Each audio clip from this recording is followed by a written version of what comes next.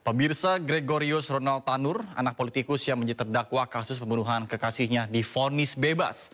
Dalam amar putusannya, hakim menyatakan seluruh dakwaan yang dituduhkan terhadap terdakwa tidak terbukti.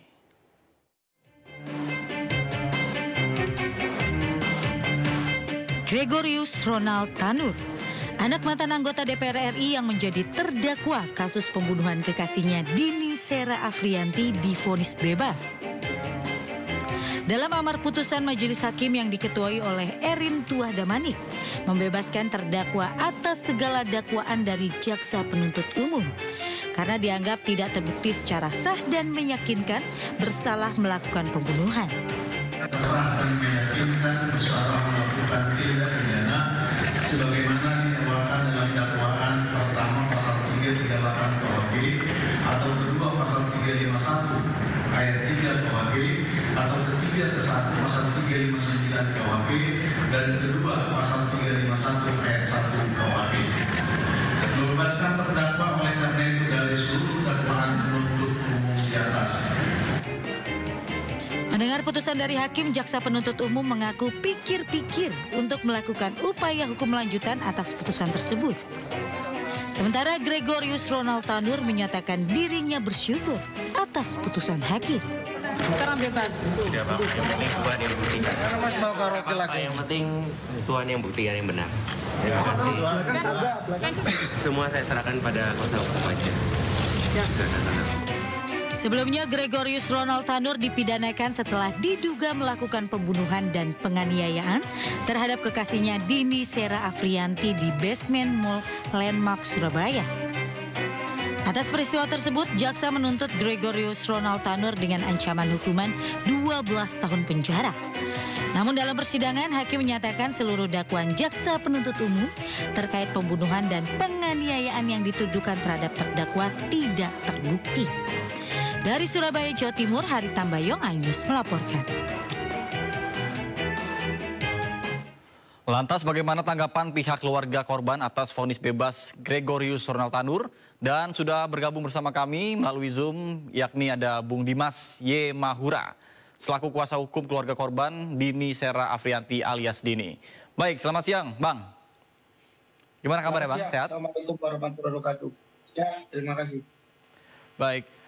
Bang, bagaimana nih kronologi munculnya vonis bebas Ronald Tanur dalam kasus penganiayaan hingga menewaskan Andini? Ya, sebelumnya kami mewakili keluarga korban dari tim kuasa hukum mengucapkan keprihatinan yang sangat mendalam, berduka cita atas matinya keadilan di Republik ini. Itu, Mas.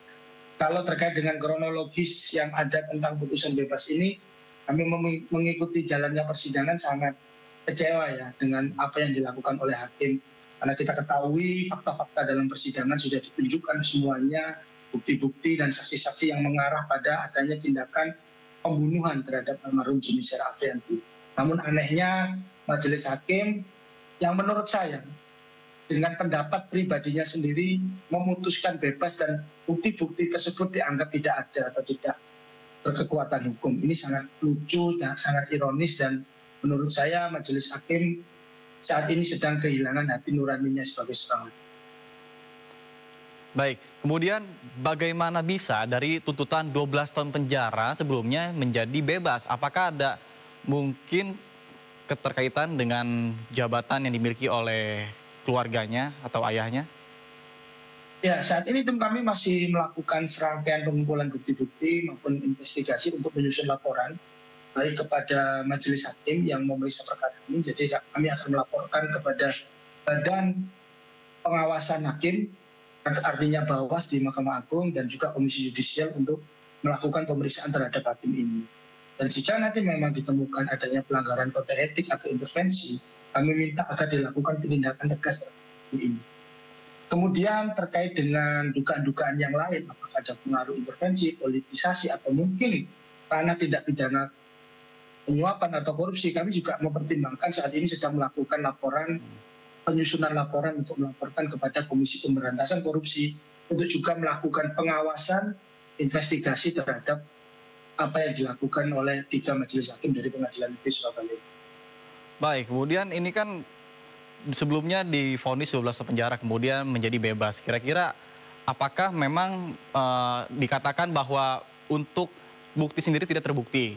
Sementara kan CCTV sudah ada menjelaskan bahwa telah melakukan penganiayaan segala macam sehingga menyebabkan korban meninggal dunia. Kemudian mungkin pandangan Anda seperti apa dengan tanggapan tersebut? Kemudian juga apa langkah selanjutnya yang akan dilakukan dari pihak kuasa hukum dari korban? Baik. Ya, bukti-bukti yang sudah ada itu sudah cukup jelas dari hasil otopsi, dari hasil CCTV, bahkan dari keterangan-keterangan saksi yang menunjukkan adanya perbuatan dari si tersangka GRT ini. Dan perlu kita ketahui, dari kondisi fisik dari korban saja secara visual itu sudah terdapat berbagai macam dugaan tindakan kekerasan dan penganiayaan, di mana ada bekas ban, luka memar, dan lain sebagainya.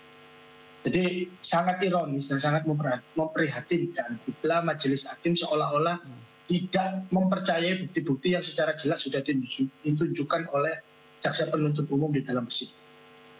Terkait dengan langkah lanjutan yang sudah kami upayakan, saat ini kami sedang mempersiapkan untuk melakukan laporan kepada Badan Pengawasan Mahkamah Agung dan Komisi Yudisial, dan termasuk nanti laporan kepada Komisi Pemberantasan Korupsi. Namun kami juga akan mendukung proses kasasi seperti yang disampaikan tadi siang dalam konferensi pers yang disampaikan oleh Kejari Surabaya, bahwasanya JPU akan melakukan upaya hukum kasasi terhadap kasus ini. Kami akan mengawal proses tersebut dan kami berharap majelis hakim di tingkat kasasi untuk bisa memutus.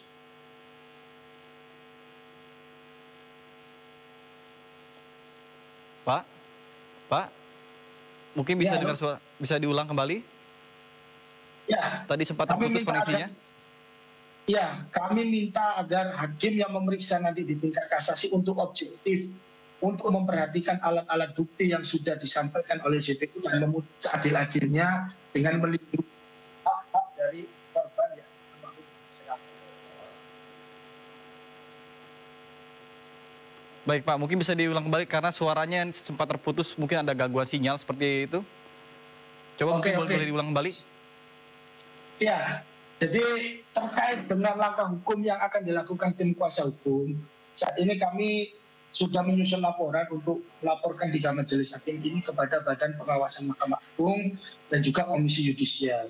Dan kemudian juga kami akan mendukung langkah dari Jaksa Penuntut Umum dari Kejari Surabaya untuk melakukan kasasi. Dan kami berharap dalam proses kasasi nanti hakim yang memeriksa perkara ini untuk dapat memutus secara objektif berdasarkan alat bukti yang ada dengan seadil-adilnya memperhatikan hak-hak dari korban almarhum Yuni Sera Afriyanti. Baik, terima kasih banyak Mas Dimas atas informasi dan waktunya telah bergabung bersama kami di Sindo Siang. Semoga kasus ini bisa segera terbuka secara terang benderang sehingga tidak menimbulkan persepsi negatif dari masyarakat. Terima kasih. Ya, terima kasih. Assalamualaikum warahmatullahi wabarakatuh.